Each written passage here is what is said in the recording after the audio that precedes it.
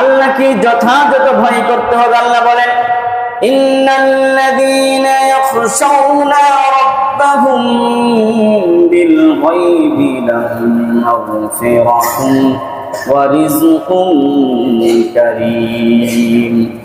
যারা নাকি গোপনে আল্লাহ রাব্বুল আলামিনকে ভয় করে, এমন অনেক মানুষ পাওয়া যাবে। প্রকাশ্যে মানুষের সম্মুখে তার মতো ভালো মানুষ, তার মতো বুজুর্গ দুনিয়াতে আর কেউ নাই।